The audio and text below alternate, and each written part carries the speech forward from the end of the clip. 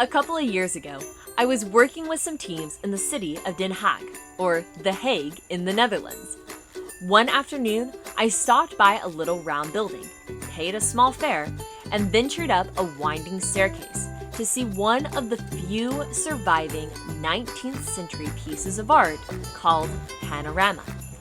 Now, most people today know a panorama as that feature on your camera phone, but back in the 1800s, this was revolutionary.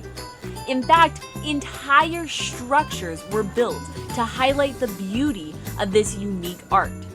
In the Netherlands, I entered in from the bustling city street, went up the winding staircase, and then found myself immersed in a peaceful, sandy beach. Furthermore, the museum included sounds of waves and seagulls. At the base of the canvas, the artists filled the ground with sand and objects from the beach like seashells, an old buoy, and beach towels. I looked out and I couldn't tell where the painting began or ended due to a slight curvature of the canvas. I was surrounded by information that told me that I was at a calm, sandy beach, even though I knew that I was actually surrounded by a city. I felt like Mary Poppins, hopping into the scenes of a picture. The artists documented every detail of a scene, and by doing so, they created a world complete in and of itself. I was no longer in the city. I was ready to grab my sunscreen and go for a day at the beach.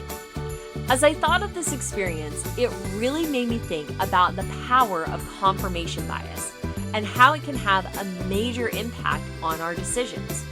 So, how can we confront and how can we combat confirmation bias in our decision making?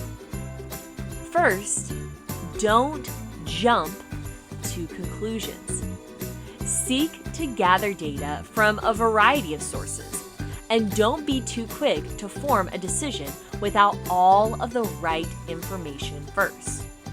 Oftentimes, we already have an idea in our head of what decision we are leaning towards, and hastily or haphazardly gathered data can help solidify the decision without all of the proper information. Within a team setting, confirmation bias can actually lead to small-minded groupthink. So, ask yourself, what factors could cloud my judgment or provide bias in my decision making? Is it an idea that your project will work? Is it the idea that your project won't work? I mean, if I really wanted to be at the beach, then I had plenty of information around me to confirm that I was at the beach. Without asking any other questions, I could have sat surrounded by the sounds of waves and seagulls in ignorant bliss.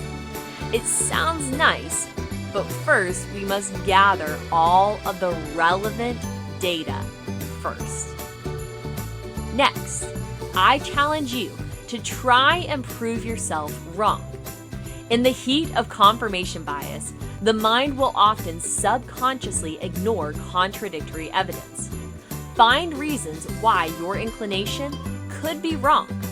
In some team scenarios, this could be an assigned devil's advocate, a person that will challenge and conflict in a pursuit to see the situation from a different angle.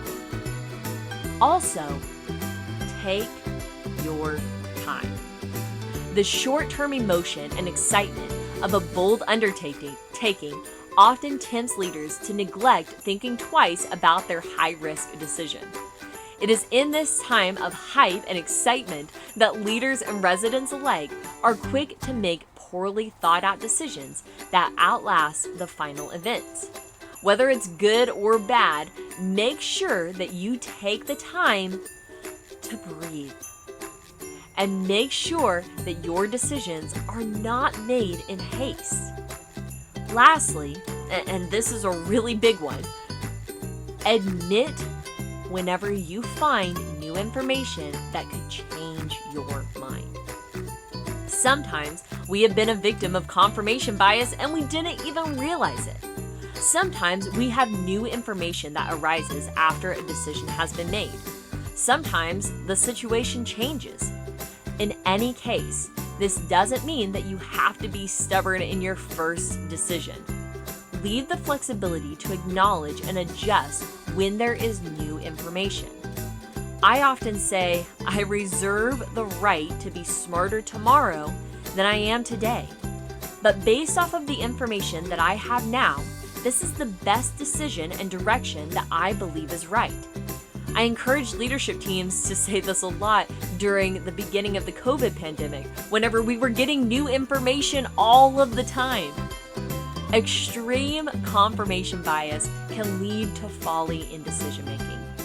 Even with the panorama painting, many people from the Romantic period felt like it was nothing more than a deceitful illusion requiring insultingly low levels of aptitude. In a way, I guess I get their point. It's easier to surround yourself with confirmation bias than see a variety of information and deduce the best answer.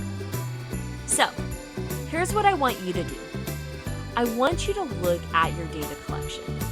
Are you collecting information from a variety of angles to create a more well-rounded, better educated decision?